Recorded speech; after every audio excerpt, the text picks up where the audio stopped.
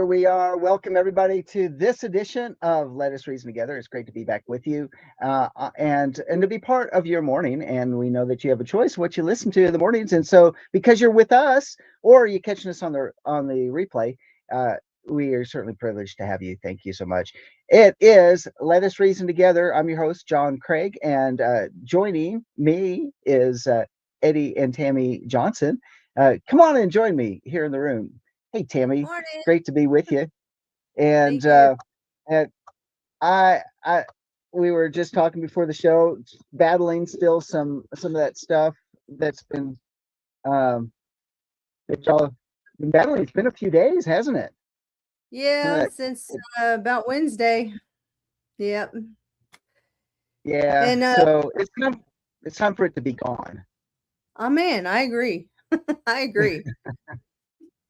Thank God for the prayers of the saints and holistic remedies and stuff like that. We're doing better and better than some who've seemed to have been afflicted with this bug, whatever's going around.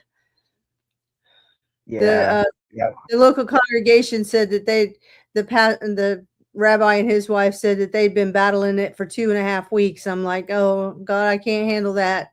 We can't have that because Eddie's going to have his pacemaker in on Friday and we don't need anything to postpone that again.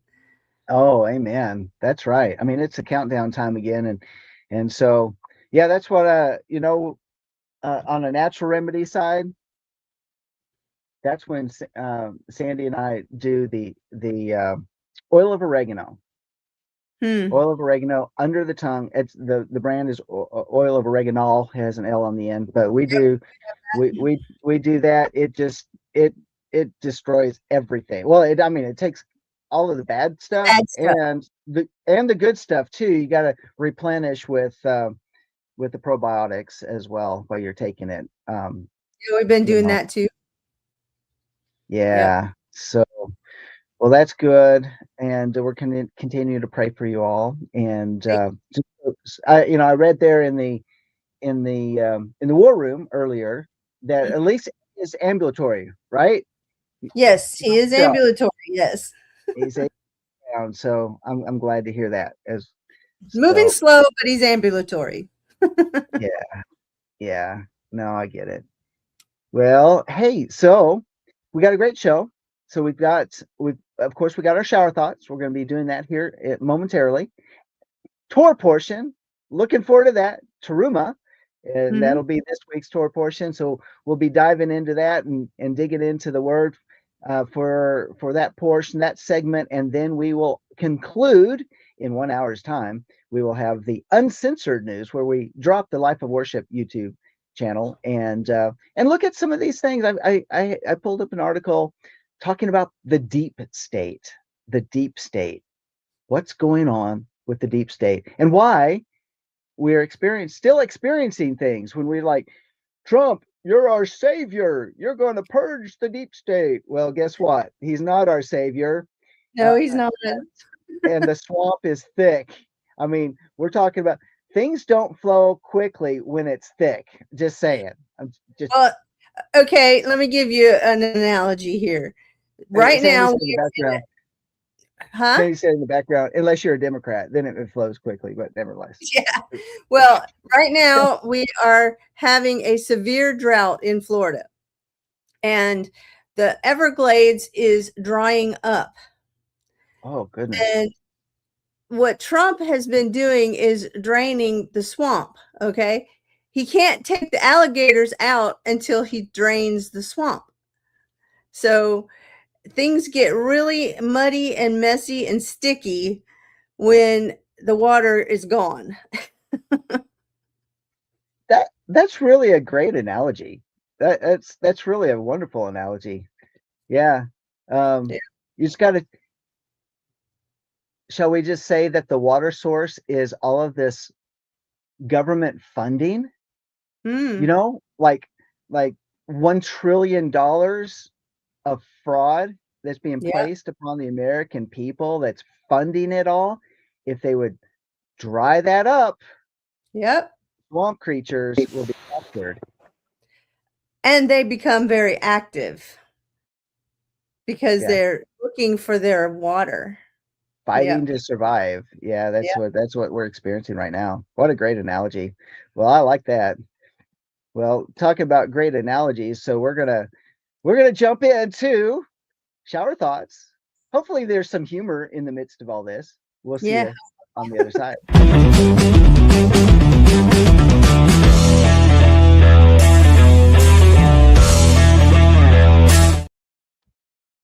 All right, so shower thoughts of the day. This is where we're going to dig into those things that that make you go, and it doesn't necessarily have to be in the shower, right? Okay, it's very important for us to keep that perspective. And first off on the list, and this is from Malone News from. Bless Oh, you. okay. Wow. Blessing. Okay. This is from Robert Malone on his Sunday strip. And so, of course, we know what happened on Saturday on Shabbat. That was the 14th of February, where much of the world celebrates Valentine's Day. And so, of course, they threw this in. Just understand this is the culture we live in. So don't be offended. Don't be offended. All right. Because it's the culture we live in. And but this was really good. I can already taste the chocolate I'll be buying for cheap tomorrow. Yeah. The first rabbi that I was under in Tampa, he said he doesn't mind the the sales and stuff that they have on Valentine's Day because he's able to buy his wife roses very inexpensively. That's great. That's really true.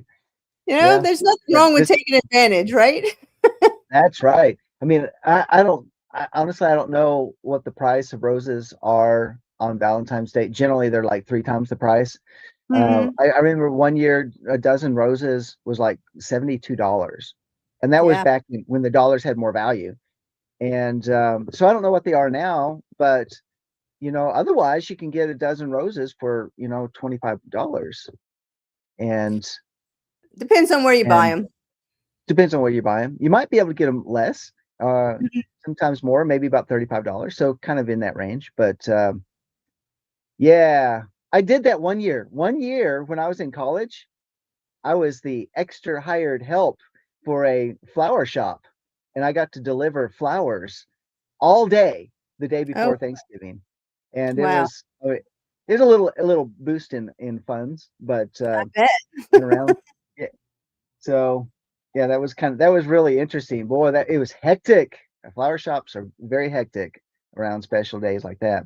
Mother's Day is another day it gets very hectic. Okay, let's look at the next one. Let's see. Yeah, here's Robert Malone, and he says, "Eat real food."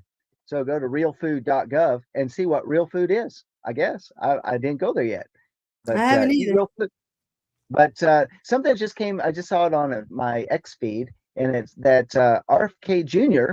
is actually looking at the hyper. I call. Oh, let me just say hyper um, um, manufactured foods.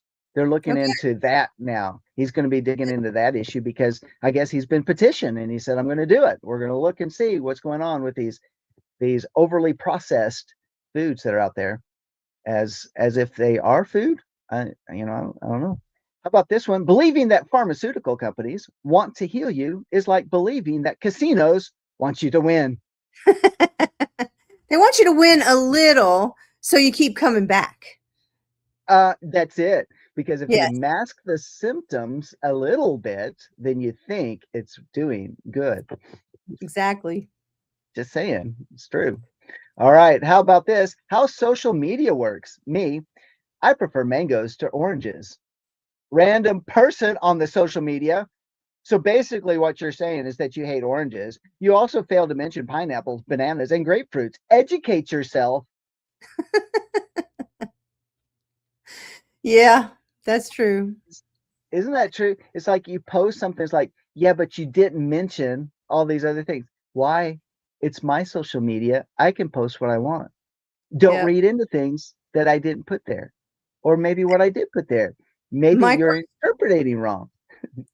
my question is why even post it in the first place?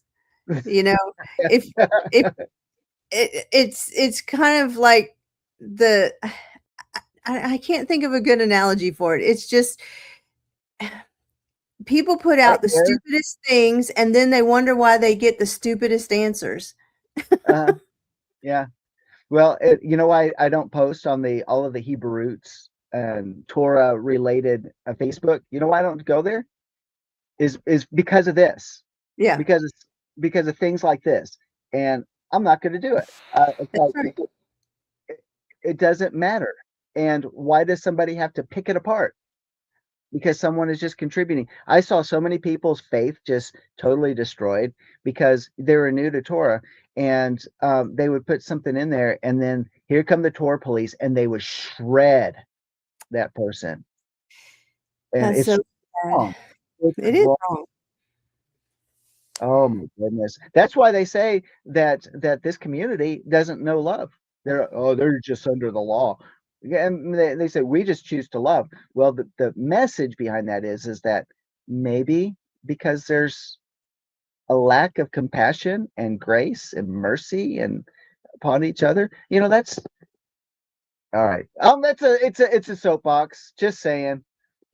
I totally agree with you, though. I mean, it was like on Shabbat, there was someone in the chat room that was talking about a neighbor of theirs that is not a Torah person, but is curious and wants some answers. And they were asking for a little advice on how to handle the situation. I said, just treat them with love and acceptance, and answer questions, but don't try to get too in depth. Let them start doing some studying on their own and answer their questions. Because if you start throwing all this stuff about calendars and about, you know, customs and stuff like that, just like, the disciples, when they came to Peter and said, what are we supposed to do with these Gentiles that are coming into the faith? He says, tell them to go to the synagogue and learn about Torah. Yeah. Yep. And all of their questions will be answered. Yeah. Stop eating roadkill. Yeah. Don't do roadkill anymore. That's And it. yeah, amongst a couple other things, but they're gonna listen to Moses that's Yep. preached on Yep. Shabbat.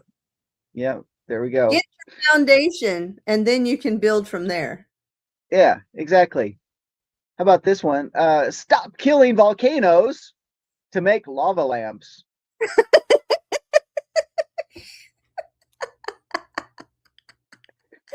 This is such a depiction of public education in blue cities.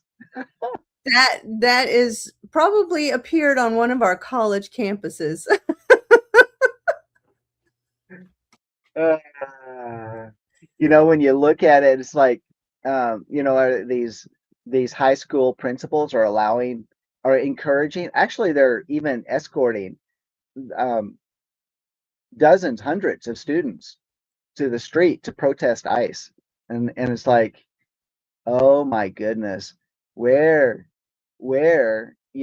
these students, first off, they're students, highly impressionable.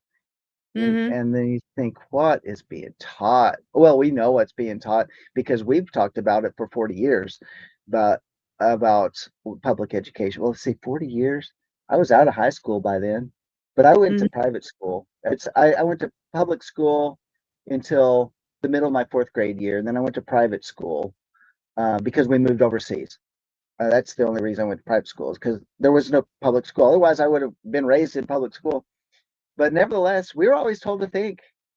We had a great history teacher, and he taught us, U.S. history, and taught us about civics and the dangers of federalism and states' rights, and the balance between the two. All those type of things. We had it was great education.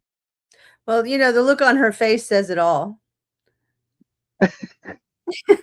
She's like, Yeah. I don't have a clue. I don't have a clue what I'm talking about. Let's say it again. Stop killing volcanoes to make lava lamps. That's So funny. How about this one? Being a progressive liberal birthing person is so confusing. How am I supposed to know if I'm capable of being president or incapable of inquiring the requisite documents needed to vote? I can't be both. That is the absurdity of it all. Uh, it is really absurd. You know, if And you she looks just, like the girl that was in the last one. yeah, and just a progressive liberal birthing person. And by the way, you know, you can just kind of throw in there the what do they call those? They have a special name for the the white liberal woman, you know, the Karens that are out there that Mm, used to, you know, squawk about, you know, not wearing a mask type of thing. And yeah, they are the most. Did we talk about it last week? Yeah, we did. They are the most mentally disturbed people because I'm they're not. single. They are um, they are unmarried. They don't have children, and they're on the highest level of, or they are the demographics of taking the most psychiatric active type of drugs. Mm. Pretty sad. Pretty sad among other demographics. Well, this one, Democrats, we can't pass the SAVE Act because black folks don't have ID. Black folks, no, we have ID, all of us. Democrats, well, we can't pass the SAVE Act because women who get married won't have proper ID. Married woman, no, we have ID that matches our new last name. Wasn't an issue.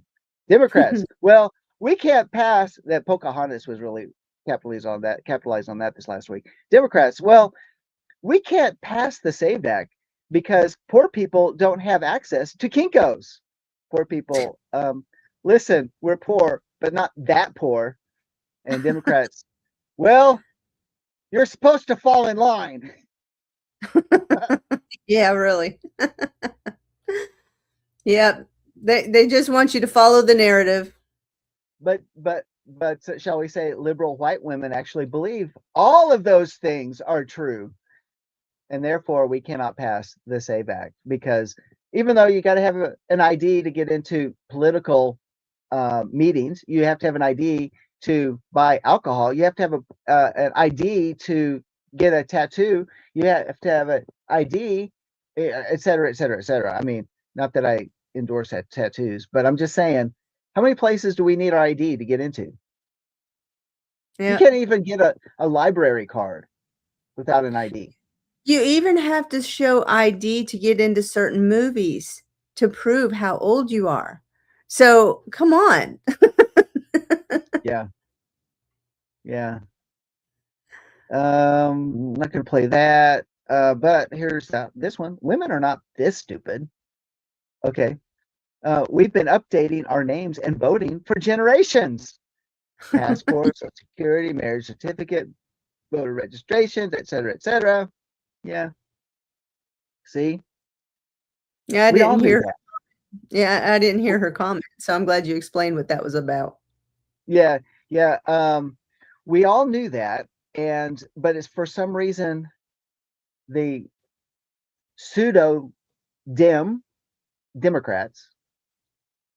They're pseudo dim. They're falsely uneducated to promote these false ideas. They're acting dumb. They're acting really stupid, or they're acting like we're stupid when they know we're not stupid. But Mhm. the talking points they come up out with on these, it's mind blowing. As if they think we're that stupid. Okay, according to Democrats, this is the average woman trying to get an ID. Oh, brother. That's pretty sad, you know? I don't know why anybody'd want to be a Democrat. I really don't. Oh, oh, that's why the Democrats are fleeing the party. They really are. There's like, you don't represent our views any longer. Yeah. And it's sad that you know, Mike from Around the World made this point that the Democrat Party used to be the people's party. It used to be the ones that went out and fought for the rights of the people and to bring justice to the poor, but something happened around the 60s and 70s that it just totally flipped and became antisocial. Mm-hmm. And that's where, people who want to think for themselves left that party or wouldn't join it in the first place. Well, how true that is. And if we really look at it, the Democrat Party is the same party that's embraced the ideals that have come out of the World Economic Forum Mhm. and the List. guidance of these, these like what you see in Europe and Mhm. and in Canada even right now. And those are the ideals that are being embraced by the Democrat Party. And the American people are like, that's not who we are. And Yeah. we're tired of you telling us what we're supposed to be because we're not that. We're about family. We're about freedom of choice in terms of how we raise our children, where we go where we go to church, or if we don't go to church, or we don't go to some type of assembly. I mean, America's been the values that we've had is because of the moral parameters that have been handed down to us from our foundation and Mhm. through the honestly it's still intact the biblical values because people know right from wrong. uh, there's still, I mean, there's a part of the population, which is pretty sad in terms of Generation Z, that's been educated by the public school systems that we see out on the streets that have no, they've been divorced from those ideas. However, I will say this as well, is that that this generation is this younger generation is the generation that's returning to to biblical values, or Yeah, churning, not returning, but they're churning because their parents did reject it. The boomers that were prevalent of the 60s and the 70s, that now they're the grandparents and the great grandparents that are losing their voice in society. So I don't know, I'm kind of speculating. I'm just kind of thinking about the process. well, I was thinking about that too, and I think it was Khrushchev that said, "Give us a generation, and we'll take America." And Hmm. that's basically what happened. Was the Democrat Party started embracing communism, socialism, Marxism, and that was the downfall. It really was. Yes. Yep. Sure was. And the multicultural, embracing multiculturalism, Mhm. which started with the Clintons, and which is now we have multiple communities within America that do not align with our foundational constitutional values, our Yep. historical values. They don't adopt it. They come in and they just set up their own communities and they don't embrace those things. So how about this one? That looks like a picture of maybe Joe Biden. It says voter check-in. I'm sorry, very sorry, Mr. Biden, but the signature on your ID doesn't match any of the signatures appearing on your pardons.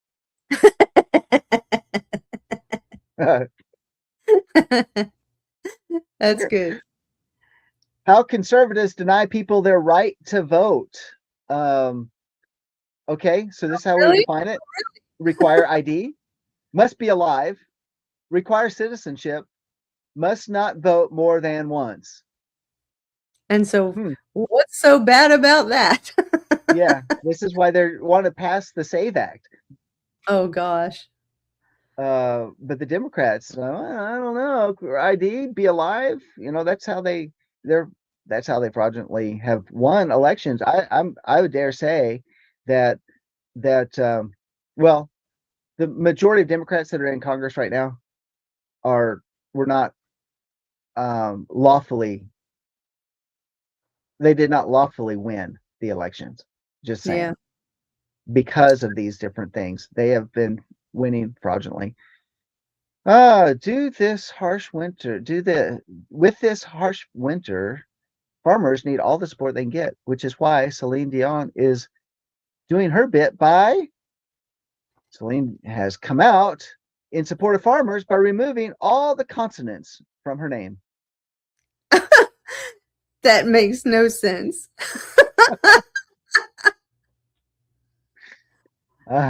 E-I-E-I-O.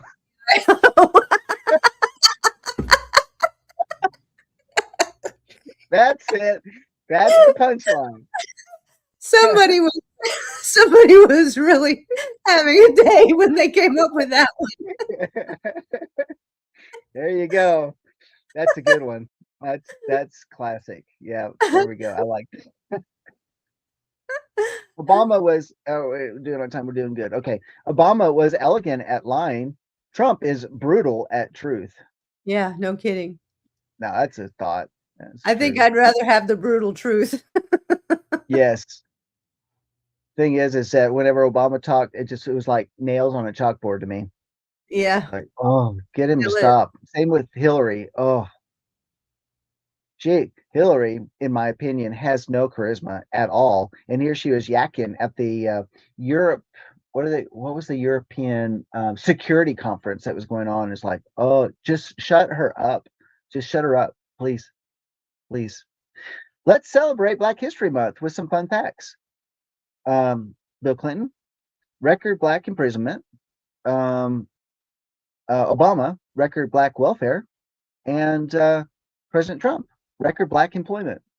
Yeah, really. There we go. It's true. Those are all true. And here's President Trump, not elected to be nice, elected to get results. There you go. Yeah, he is a bull in a china shop. Yep. Yes. Yep. Yeah, word came out. He was pretty upset with some of the things that have been going on because of the DOJ. And he's like, I'm going to fire all of you unless you get some things done. Wow. So good. We're ready, President Trump.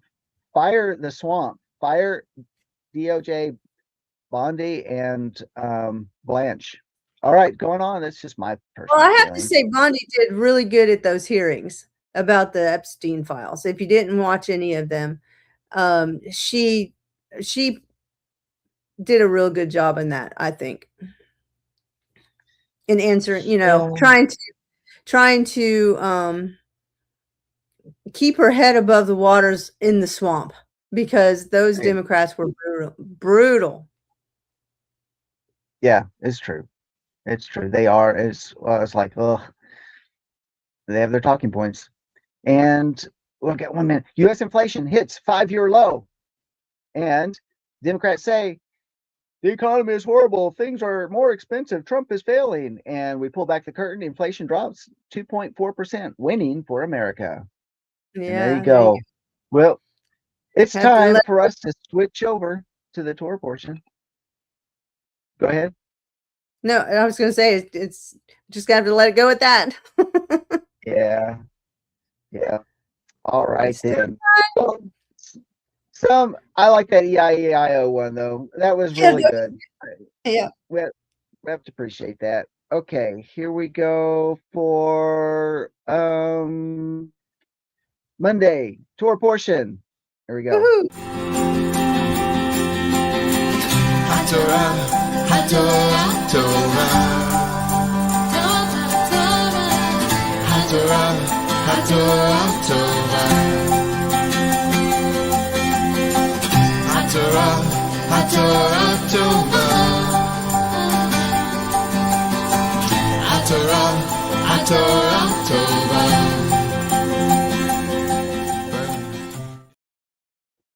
Well, Boker Tov, everyone, and welcome to Monday's edition of the Torah portion.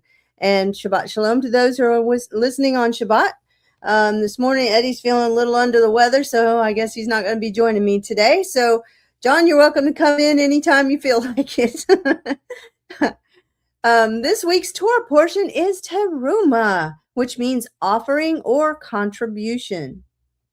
The Torah section is Exodus 25:1 through 27:19. Excuse me. The prophets is 1 Kings 5:26 through 6:13. And the gospel is Mark 12:35 through 44. Come on, lips. Teruma is the 19th reading from the Torah and the 7th in the book of Exodus.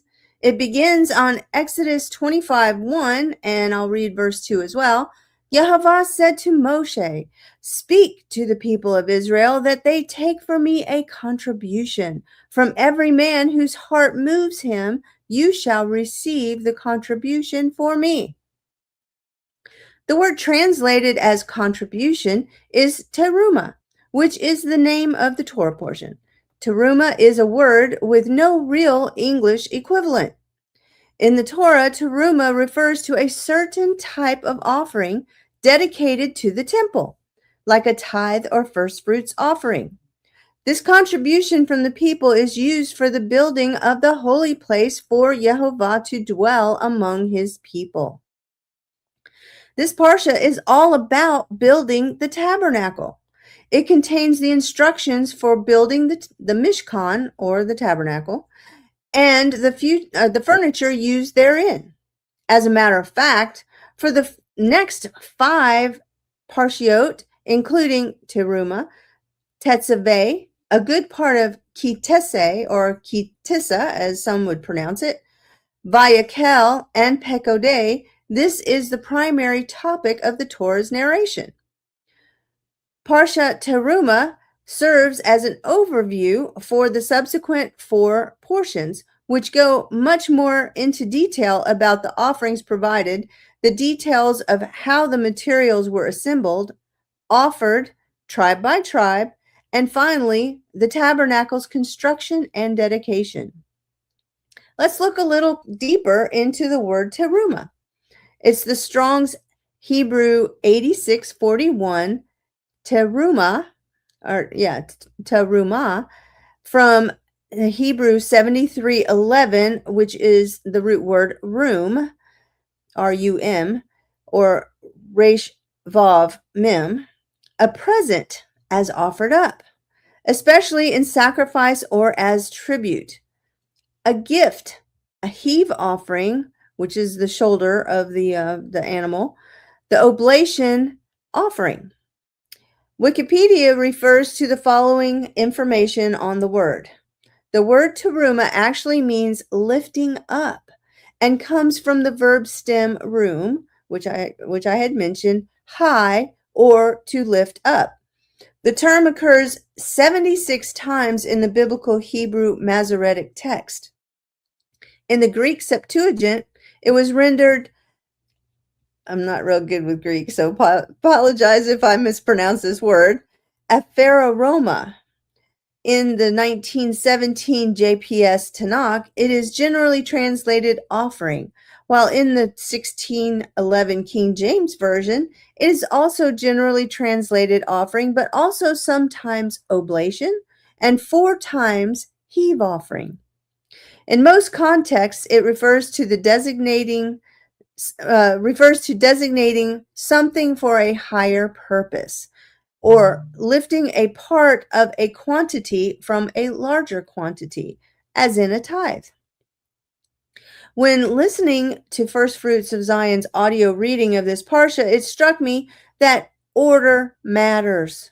As a person who has sewn my own clothes from childhood, not so much anymore, but anyone out there listening to this who has ever made something with your hands will attest, the order in which you proceed is very important.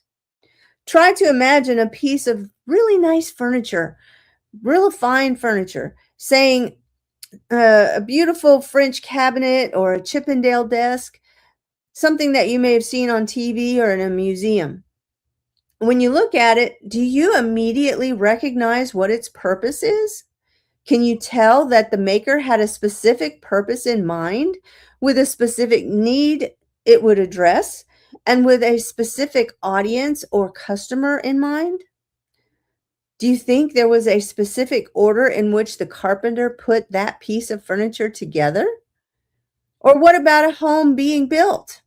There's a really, really nice home being built just up the road from us, and it has been very interesting watching it take form. The builder definitely has to follow a specific order in constructing the home, or it will not withstand the storms which will eventually challenge its stability. You can't put up the walls until the foundation is firm. You can't put the roof on until the joists are securely in place.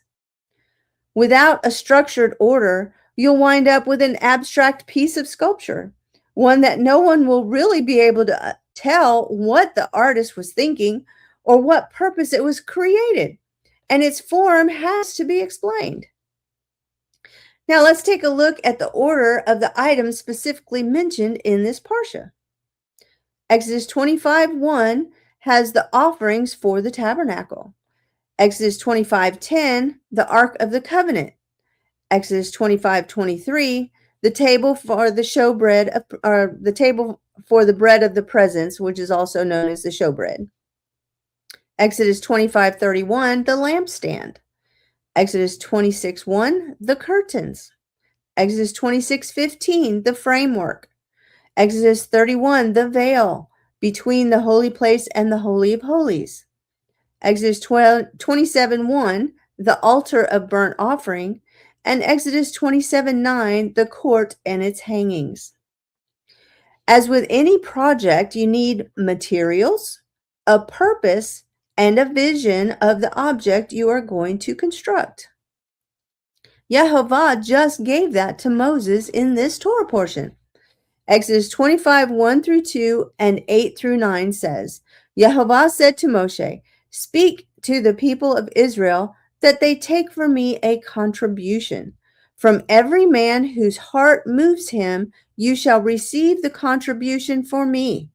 And let them make me a sanctuary that I may dwell in their midst, exactly as I show you concerning the pattern of the tabernacle and of all its furniture, so you shall make it." The materials come from the teruma, or the offering. The purpose is that I, Yehovah, may dwell in their midst. The vision is the pattern of the tabernacle and all of its furniture, shown Moshe on the mountain. So let's take a brief look at the first article of furniture Yehovah describes, the Ark of the Covenant, or testimony, as some translations state. Exodus 25:10. And they shall make an ark of acacia wood. 2.5 cubits shall be its length, 1.5 cubits its width, and 1.5 cubits its height. These are the materials, and order matters. The acacia wood box of specific dimensions is in Exodus 25:10. It has to be overlaid with pure gold, with a molding of gold along the top. Then you cast 4 rings of gold for it and put them in its 4 corners, Exodus 25:12. The poles of the acacia wood and overlay them with gold, and that's Exodus 25:13. Then you put the poles into the rings on the sides of the ark that they may not be taken from it. That's Exodus 25:14 and 15. Then the mercy seat is of pure gold, 2 cherubim of gold of hammered work at the ends of the mercy seat.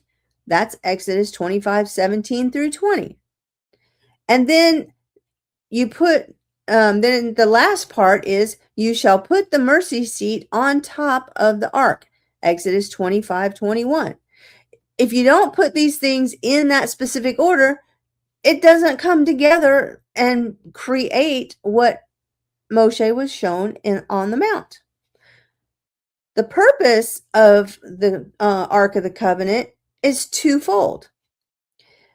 The Exodus 25:21-22. And in the ark you shall put the testimony that I will give you. And there I will meet with you, and I will speak with you from above the mercy seat, from between the 2 cherubim, about everything which I will give you in commandment to the children of Israel. So now we see that we have the materials, which has to be done in a specific order.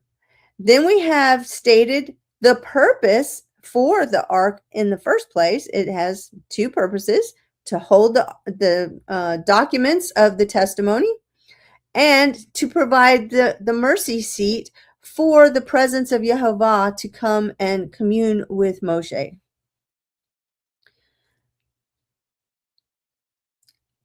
Now, the vision is from, I've found this article on First Fruits of Zion's, First Fruits of Zion's Torah commentary, and it's from the article "The Divine Presence and the Tabernacle." And I've interjected a little bit of my own commentary into it too. So, the same Hebrew words which we translate as "let them construct a sanctuary for me, that I may dwell among them," could be translated, "let them construct a sanctuary for me, that I may dwell within them." Now that's a very interesting point. Exodus 25:8. Had Israel been worthy, no tabernacle would have been necessary. The same divine presence which came to rest in the tabernacle would have rested within each individual. That is a very sobering thought.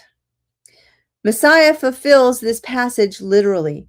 While he was among us in the flesh, the physical body of Yeshua created a perfect sanctuary for Elohim to dwell among his people. This is why Yeshua spoke of himself as the temple of Elohim. He warned, "Destroy this temple, and in 3 days I will raise it up again," in John 2:19. His body was a spiritual temple, the holy dwelling place of Elohim. He was speaking of the temple of his body in John 2:21. Because the body of Messiah corresponds to the temple, and because his his disciples, I'm a little sleepy, then and now, us as believers in Yeshua are a disciple of Yeshua, are metaphorically called his body. They, or we, are also collectively called the temple of the Holy Spirit. Paul repeatedly symbolized the congregation of believers as the temple of Elohim, with the Holy Spirit dwelling within, i.e., 1 Corinthians 6:19 and 2 Corinthians 6:16. I believe, and this is my interjection here, I believe this is the vision Yehovah was trying to convey to the children of Israel in the wilderness, but they just couldn't grasp it. He, Yeshua, Yehovah, first wanted to dwell with Adam and Eve in the garden, then in the tabernacle in the wilderness, then in the temple in Jerusalem, and finally he sent his Son to show us the way, the truth, and the life in him. Now back to the article. Perhaps this is what the Master Yeshua alludes to when he says, "An hour is coming when neither in this mountain nor in Jerusalem will you worship the Father, but an hour is coming, and now is, when the true worshipers will worship the Father in spirit and truth. For such people the Father seeks to be his worshipers." John 4:21 through 23. So, John, would you like to come back in and let's discuss this? You have any points that you'd like to, there we go, to bring out about the Ark of the Covenant? I didn't want to delve too much into all of the other articles because there's so much in this Torah portion. And like I said, it's kind of an overview of the next 5 or 4 more Torah portions, which we'll get into much more detail in the future. Yeah, no, it's good. I was just thinking about, one of the things that, we definitely see in this, and you were talking about the order by which it's laid out for us. The details are very important in this, but also in terms of the overview. And I was just thinking about is that how the tabernacle itself, I guess, yeah, because it talks about the curtains, It talks Mhm. about, and the furnishings in this Torah portion. Right. Um, how it is that we have a king who is represented with the Ark of the Covenant, um, sitting upon the mercy seat. Mhm. However, is that he doesn't want to stand alone as king. And so Right. he has this structure that's built around him that's representative of us. And so there's an interesting note is that he wants a bride to stand with him, collective with him, where we have 11 curtains to his one, which makes a total of 12 curtains, which gives us the idea of the 12. And I was just thinking, I wonder if that 11 has to do with an interesting thing that happens to me multiple times a day, uh, every day of the week. And is that I'll look at the clock and it's 11 after the hour. I'll Mm. pull something up and it is something to do with 11. And I mean, it's just a weird phenomena. It's just been going on for several years. And then here is that there's 11 curtains that stand with him as a collective, um, 11 curtains with the one. And because he wants his bride to surround him, he wants the bride to be with him and to rule and to reign with him, Mhm. and is ready to move when he's ready to move, Mhm. and doesn't stand in the way of moving, and that he wants us. But also in that whole picture is that the picture is even greater than the furnishings and all of that, but the implication of that, him dwelling within us, like you said earlier, is that we encompass we encompass him Mhm. as he dwells within us wherever we go, or shall we say, go at his leading. And his leading may be that typical everyday life that we call the rut, where we find ourselves going to work, we go to the store, we go to eat, we go to wherever we go with be with friends. But and and yet in the midst of all that, um, what are what about our steps that we take, and how much is he involved in the steps that we take? Yeah. Because we have a life that he wants us to live and to make decisions and to have that free will of choice. And yet his he is completely involved if we let him, even in the Exactly. midst of the mundane. And you're mentioning the surrounding of the Messiah. The curtains also remind me of a Hebrew wedding. The bride encompasses the groom 7 Mhm. times. Yeah. And so that is a like you were saying, an illustration of the bride centering her life around the Messiah, our groom, and our concentration and our focus is on him. And when we keep our focus on him, he will direct our paths and keep us out of trouble. Yeah. It's when we take our eyes off our Messiah, like Peter when he was walking on the water. He started getting concerned about the tempest around him, and he started sinking. But then when he got his eyes back on Yeshua, Yeshua reached out and grabbed him and pulled him back up out of the water. So, Yeah. Yeah. Yeah. um and when you look at the way the tabernacle is laid out, um, there's a real good illustration of it, I think, in my Bible actually. Um, it looks like a person laying down, or if you could make it vertical, a person standing. The Holy of mhm. Holies represents the head, and Mhm. then the um, the inner chamber represents the torso, where the heart is, and all of the primary organs, which is the menorah and the table of showbread and the incense altar. And then you've got the outer court, which represents the extremities. So Hmm.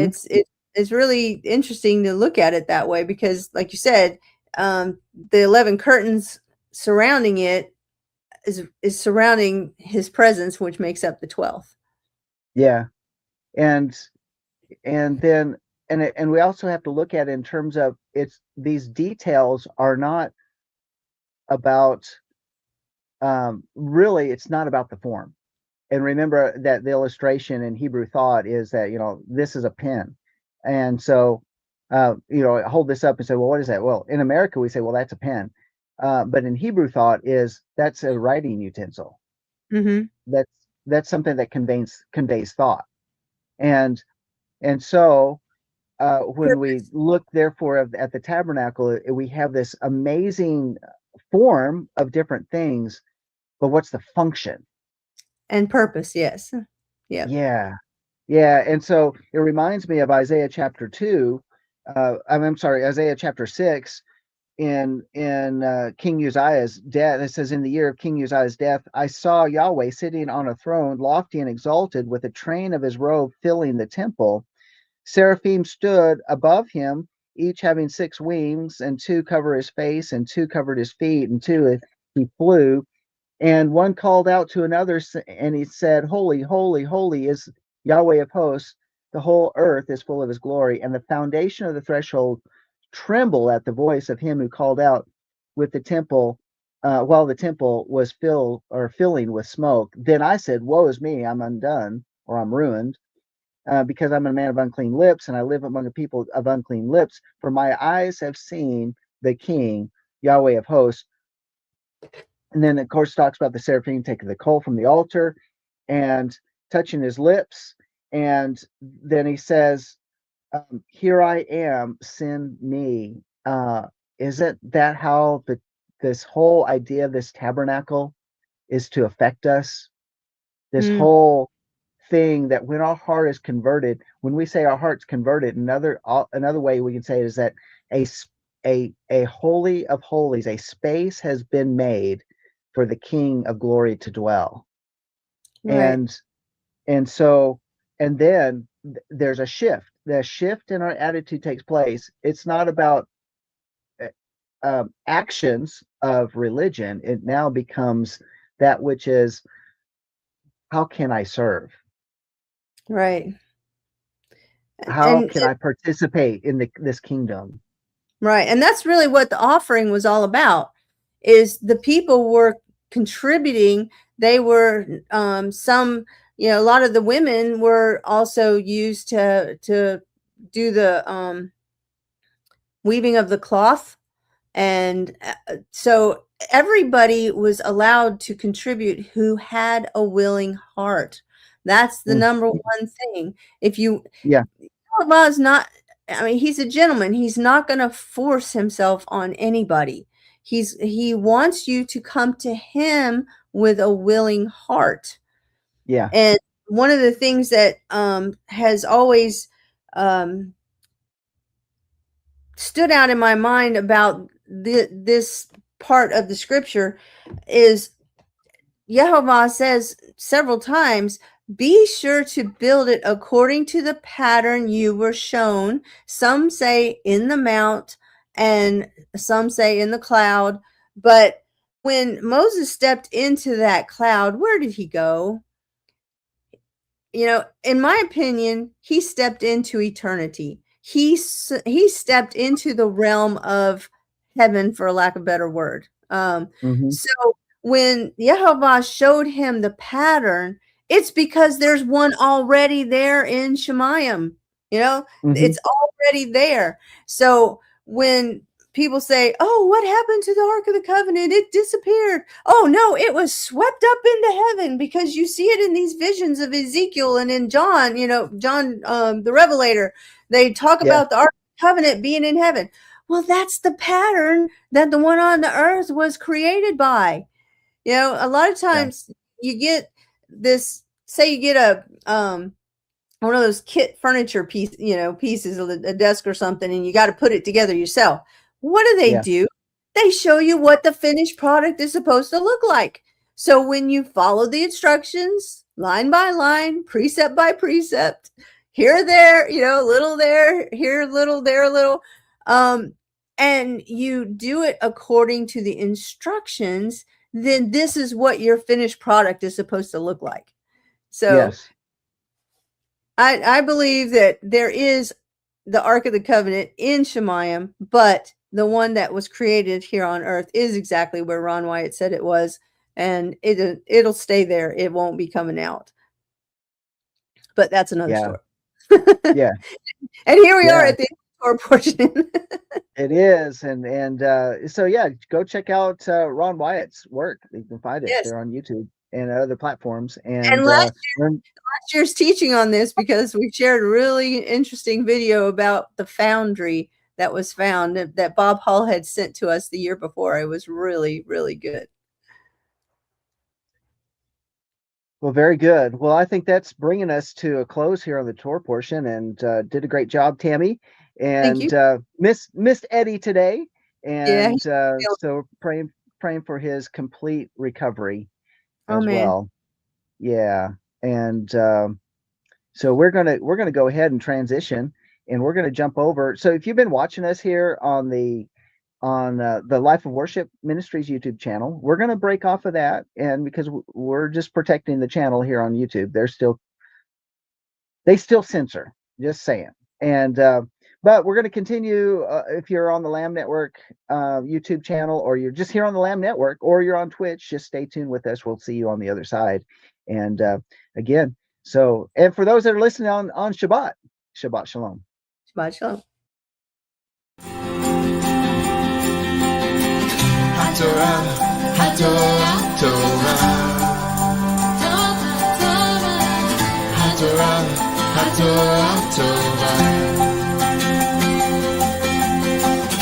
HaTorah, HaTorah, Torah.